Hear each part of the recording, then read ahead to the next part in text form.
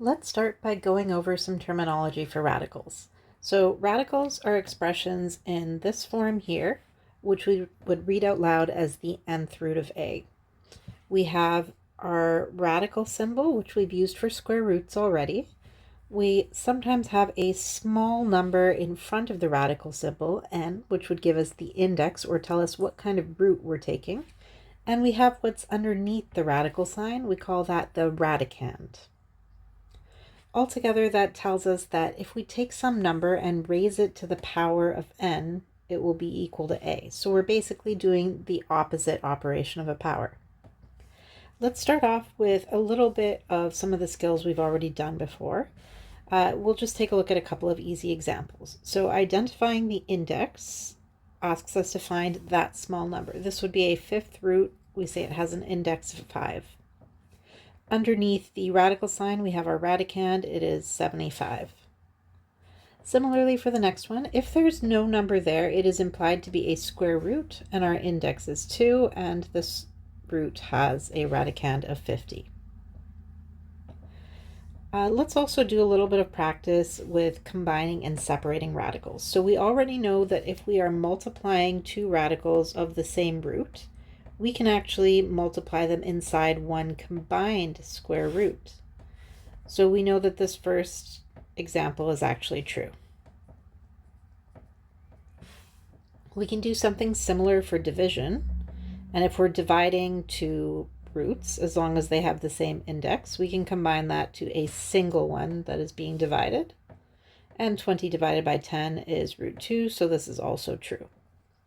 Where we need to be a little bit careful is when we come to addition and subtraction, because the same sort of rule does not apply. If we take a look at the left side of this, if we add 16 plus 9, that is 25, or the square root of 25. The square root of 25 is just equal to,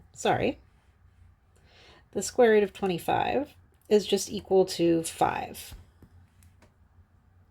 On the right side of the equation, we have the square root of 16, which is 4, plus the square root of 9, which is 3. So notice how we evaluate each of those roots first before doing the addition. And we know that 5 is not equal to 7, so I'm actually going to put in a little not equal to sign there and say that this is false. So our takeaway here is that we can apply these rules of combining radicals to multiplying and dividing as long as we have the same index.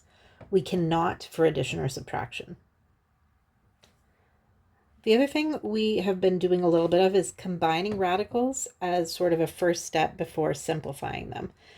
So what I'm going to do is combine just by multiplying underneath the radical sign. So for example, the square root of 8 times the square root of 3 is just the square root of 8 times 3, or the square root of 24. This is not simplified, but this is writing as a single radical, one radical. Similarly for the next one, it's already together and we just have to multiply. This would be the square root of 21. The next one we can straight up divide, and I will write in the middle step that we don't always write, 50 divided by 10. This is the square root of 5. The last one is a little more interesting because we have a square root of a square root. I'm going to start with the inner square root and keep the outside one there. So we have the square root of the square root of 100. The square root of 100 is 10. So our numerator is actually the square root of 10, our denominator is the square root of 2, and then we can divide, and that is also the square root of 5. Feeling okay so far? Great. Let's go backwards in the opposite direction. Let's see if we can find a way to express these single radicals as a product of radicals instead. So what we essentially want to do is factor our radicand. For example, 77 is 7 times 11. So let's express this as the square root of 7 times the square root of 11. That's a product. We can do something similar with 27. We find two numbers that multiply to 27. Now, usually when we're simplifying radicals, we look for factors so that one of our factors is a perfect square, and we look for the largest possible perfect square. So even though we're just finding a product, I'm going to choose the square root of 9 times the square root of 3. And that's already a product, but the reason I choose that with the square root of 9 is we can actually simplify this one quite easily. because we know that the square root of 9 is equal to 3. So this would be 3 times root 3. And let's do the same thing for the last one. So first we'll just write it as a product. I'm going to pick 4 times 10 because 4 is a perfect square. So the square root of 4 times the square root of 10. That is our product. And if we want to take it one step further and simplify, that will be equal to 2 root 10. Okay. Let's go ahead to look at restrictions. So we do have some restrictions on radicals and specifically on the radicand. If you try to take the square root of a negative number, for example, if you try to take the square root of negative 25, you need to find a number times itself that would be equal to negative 25. And we don't have any real numbers where you could do a number times itself and have it be equal to a negative. Therefore, the square root of negative 25 is not a real number. We're going to run into this whenever the index of a radical is even. So whenever we're taking something like a square root, or whenever we're taking a 4th root or a 6th root, whatever we put underneath the square root sign or the 4th root sign, that cannot be negative. We will not get a real number. However, if we have an odd index, for example, a cube root, the cube root of negative 8 says find a number times itself that's equal to negative 8. We're essentially cubing a number for it to be equal to negative 8. And that is possible because that number is actually negative 2. We do negative 2 times negative 2 times negative 2. And multiplying a number times itself 3 times or an odd number of times, you can get a negative number. So when the index of a radical is odd, then your radicand could be any real number. It could even be a negative number.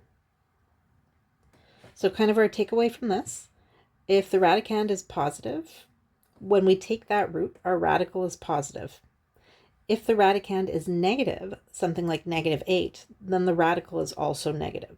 So the cube root of negative 8 is negative 2. All right, now on to the fun stuff. So we have been doing a little bit of simplifying radicals, but let's do kind of a list of all the things we need to do to make sure a radical is fully simplified. So we're going to focus on looking at square roots first, and then extend this same concept to cube roots as well. So for square roots, the radicand cannot have a factor that is a perfect square larger than 1. That means if you can factor it into 2 or more numbers and one of those numbers is a perfect square, you can simplify the radical further. The second one is the radicand cannot be a fraction or a decimal. If it is, you should split it into multiple radicals, and then you should check the denominator because the denominator also cannot contain a radical. And we'll look at how to simplify radicals that have that later on. But right now, let's start off with some simpler radicals to start. So for example, if we want to simplify 72, we want to factor 72 so that one of the factors is a perfect square, and we want to look for the largest possible perfect square. So we have multiple options, but 36 times 2 is going to give us the largest possible perfect square factor. As a little reminder, our perfect square factors are 1, 4, 9, 16, 25, 36, and so on, if we take our starting numbers and square them. So we can see that we could have also had 4 as a factor, but it would not be the largest perfect square factor. That's why we're going to go with 36. So we say that the square root of 72 is equal to the square root of 36 times, I'm going to use a dot for times, the square root of 2. And then we say, well, we can actually evaluate the square root of 36, and it's 6. So we write this as 6 root 2. Do you notice how I drop the dot there and I just write the 6 as a coefficient? We consider this our simplified form. It is also called a mixed radical. Let's flip the page and keep looking at this. So what we started with, the square root of 72, is what's called an entire radical. The entire number is underneath the radical sign. A mixed radical is one where you will have both a whole number as a coefficient, or maybe a fraction as a coefficient, and also a radical. So the product of something that is not a radical and is a radical. Let's look at a more interesting application of simplifying, and we'll start introducing some variables here. So because we're introducing variables just to keep things real, we're going to specifically say that A will be greater than or equal to 0 and B will be greater than or equal to 0. This just ensures that whatever we're taking a square root of is a positive number. Now to start simplifying this, I'm going to break it into parts with the number separate and each variable separate. So let's say we are going to simplify the square root of 48 times the square root of a to the power of 6 times the square root of b to the power of 9. Going with our number 48, we can break 48 into two factors, 16 and 3, where 16 is our perfect square. So we'll do the square root of 16 times the square root of 3. That simplifies just our first term. Then let's do the a to the power of 6. And what I'm going to do for this is, because I'm taking a square root, I'm going to try and break these a's into two equal groups. So if I have 6 a's being multiplied together, and I want to break it into two equal groups, that would be two equal groups of 3. So I'll do it as a to the power of 3 times a to the power of 3. And let's do something similar for b. Now, because I'm taking a square root, I still want two equal groups. And because b is an odd number, I can't quite get two equal groups, but I can make two groups of 4. So b to the power of 4 times b to the power of 4 times I have 1b left over. And all of this is still underneath the square root sign. But what I'm doing right now is I'm just expanding before I start simplifying. All right. Now we can go ahead and simplify. The square root of 16 is 4. So we start with 4 root 3. Now for the next part, we are taking the square root of a cubed times a cubed. The idea of a square root is some number times itself. So the square root of a to the power of 6 is actually a to the power of 3, because we can see, if we take a look at this, we are doing a to the power of 3 times itself. When we find the same factor twice underneath a square root, we take the square root and that gives us the factor one time, a to the power of 3. We can do something similar with the b, and we can take out a single b to the power of 4 because we had two of them grouped together. So out of the two groups, that gives us b to the power of 4 one time. I'm just going to clean up that 4. Now, we did the two groups, but we also had one single b left over that we're not able to take the square root of, so we also have a square root of b. As a final step, we're just going to reorder slightly, put all of our coefficients and non-radicals in front, and then finish with one combined radical at the end. So we'll start with the 4, a cubed, b to the power of 4, and then we do one radical, which is 3b. And this is our simplified form. Now this example is a little bit more complicated, so if it helps, think about it in parts when you do it. Start with just the coefficient, simplify the coefficient the same way we know how, then look at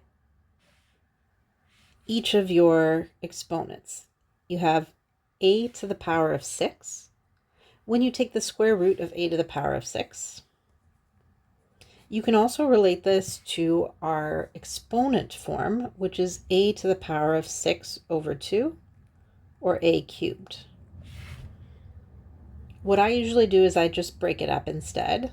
A to the power of 6 is a to the power of 3 times a to the power of 3, and I know that that's just going to be a to the power of 3 when I take the square root. You need one of those two methods to be comfortable with how to simplify it, and then you're going to do the same step for b. Except when you do it for b, you're going to notice you have an odd number and one b left over. Okay, let's try the same thing, but this time what we're going to do is simplify a cube root. So for the cube root, It's similar to simplifying a square root, except when we factor, we want to find a factor that is a perfect cube.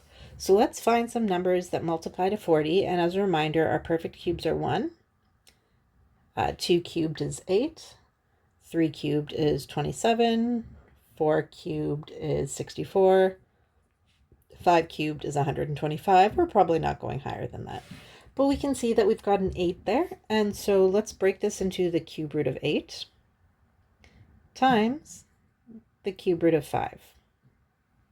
The cube root of 8 is equal to 2. And then we leave a cube root of 5 afterwards. And that is our simplified or mixed radical form. You can do similar methods for higher index aside from to the power of 2 or to the power of 3. You could do a 4th root or a 5th root, but we don't really go that high. You should make sure you can simplify something with a cubed root though. All right, the last thing we're going to look at is going backwards if we start with a mixed radical and we want to convert to an entire radical.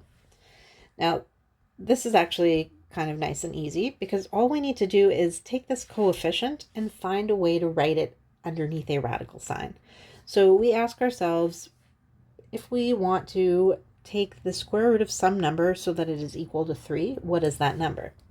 That number is just going to be 3 squared, or 9. So we can replace 3 with the square root of 9, and then that gets multiplied with the square root of 14.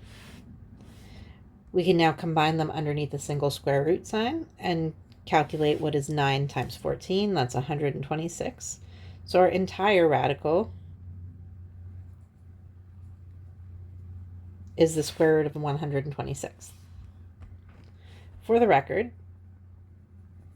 our simplified form is the one that is a mixed radical, 3 root 14.